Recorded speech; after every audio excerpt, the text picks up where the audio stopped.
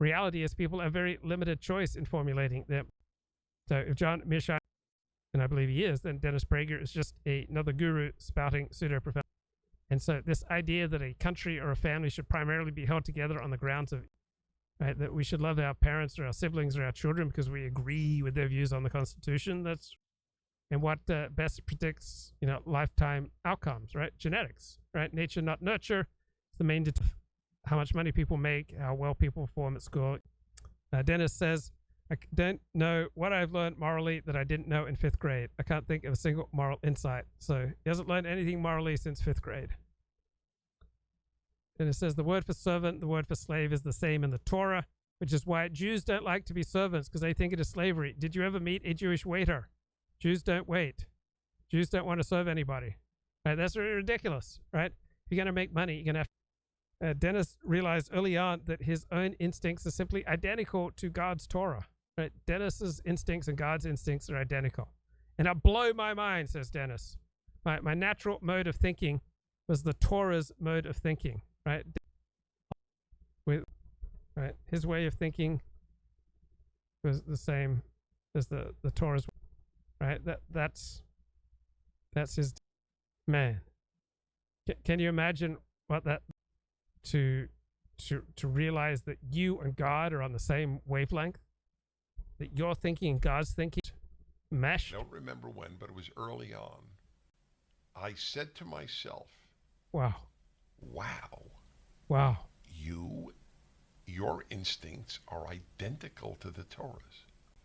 And it blew my mind. And remember, God wrote the Torah.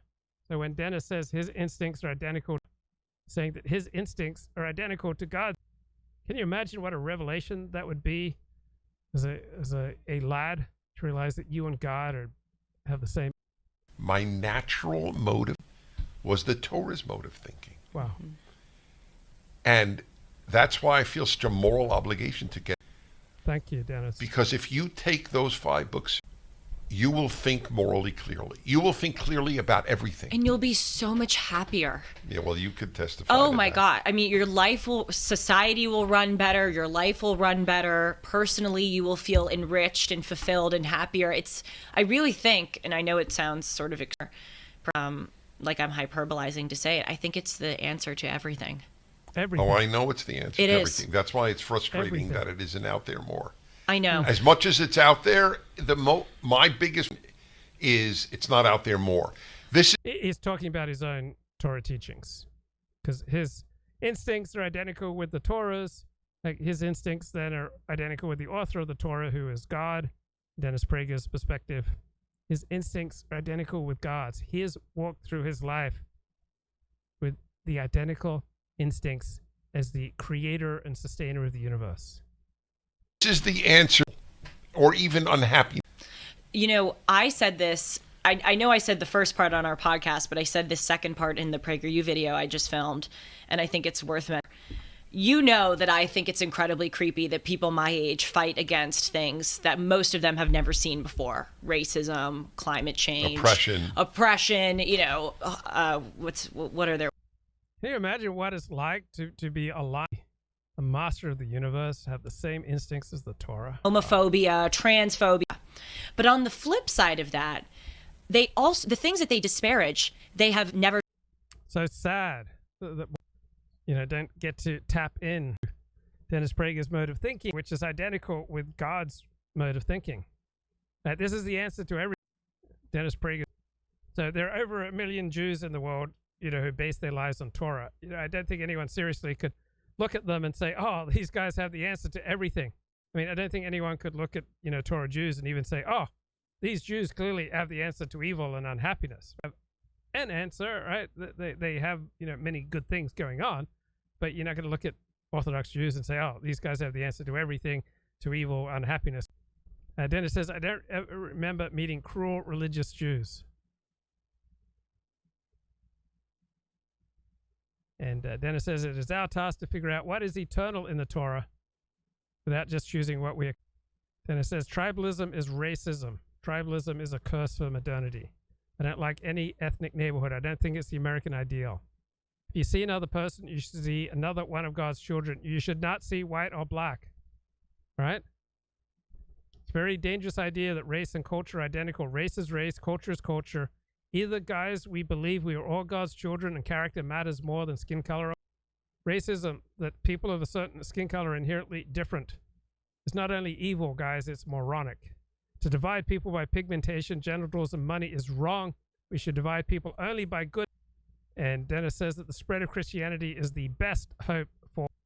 Point number 9 from the Barometer: conspiracy mongering. To gain real insights, real specialized knowledge that nobody else can see. That takes even a lifetime of study. That's not nearly enough for a guru who needs a steady supply of fresh, original content to supply to their followers and justify their status. To be a guru, they must set themselves up not only as uniquely insightful, but to be above and apart from all orthodoxies, including established political and ideological groups. They're encouraged to go beyond heterodoxy, contrarianism, and skepticism into the realm of conspiratorial ideation. The expert consensus, by definition, tends to supply the most reasonable and evidence-based perspectives based on current information. The guru is in a position of needing to provide a strongly contrasting perspective and to supply the arguments that back up their bold claims in a compelling way. This leads them inexorably down the path of bespoke, that means individualized, conspiracy mongering, with an alternative view of events that authoritative sources can't tell you about. Well, so conspiracy theories require a suppressive network to explain away their lack of evidential support, why almost nobody is willing to accept these theories. So gurus are subject to this dilemma. They'll often need recourse to some conspiracy.